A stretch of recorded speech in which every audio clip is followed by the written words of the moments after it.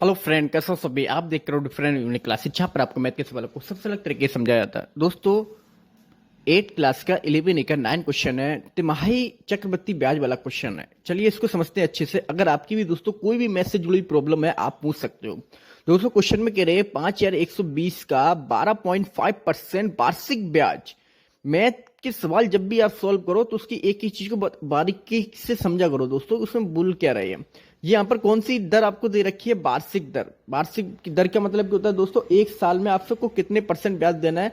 एक साल में कितना देना है? 12.5% की दर से 1/2। इसका क्या मतलब हुआ दोस्तों? आधी साल, हाफ ईयर का चक्रवृद्धि ब्याज बताओ।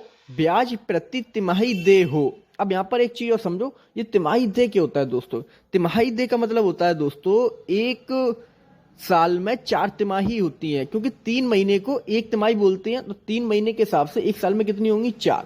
तो यहाँ पर जो ब्याज लग रहा है वो 3 महीने के बाद ब्याज लग रहा है दोस्तों। ये चीज आपको समझने की है।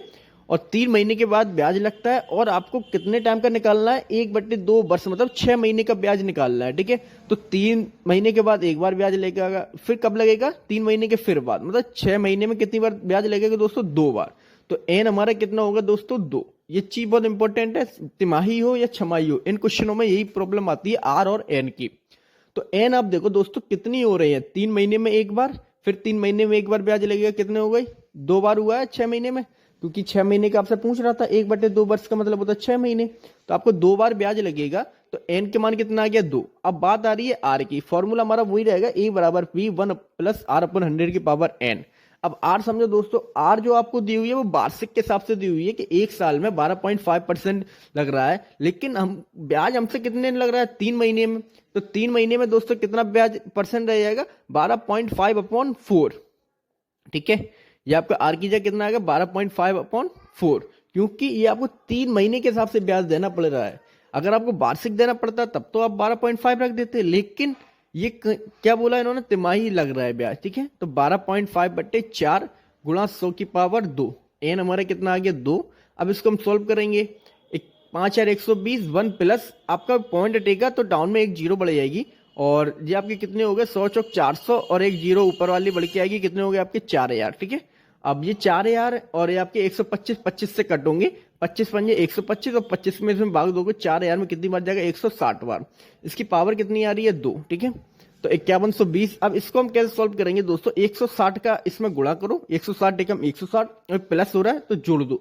160 और 5 165/160 की पावर 2। अब पावर वाले आपको पता ही है दोस्तों कि जितनी पावर होती है उस संख्या को उतनी बार लिखते हैं गुणा करके। तो 5120 गुणा 165/160, 165/160। अब दोनों ही दोस्तों किससे कट हो रहे हैं? 5 से कट हो रही है। इनको कट कर देंगे तो आपका ये 33 बार और ये 160 कितनी बार होगा? 32 बार कट होगा। ठीक है, अब इस 32 से 5120 ये कट कितने हो रहे हैं दोस्तों? 160 बार। ठीक है, ये 160 बार कट हो गया तो यहां पर कितना रहेगा आपका? 160। 33 गुणा 33, 33 का स्क्वायर कितना होता है दोस्तों? 1089। और 32 का 160 में भाग कितनी बार जाएगा दोस्तों? 5 बार।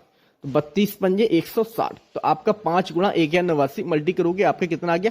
5445। ठीक है, अब ये दोस्तों अब आपका आंसर आया है 5445। ये है क्या दोस्तों? अमाउंट है, इसमें ब्याज जुड़ा हुआ है। मतलब आपको 6 महीने के बाद इतना रुपया देना पड़ेगा। 3 महीने के हिसाब से आपको ब्याज लग रहा है और परसेंट कितनी है? 12.5/4।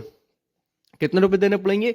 5445। ठीक है, लेकिन क्वेश्चन में पूछा क्या हमसे? केवल चक्रवृद्धि ब्याज बताओ।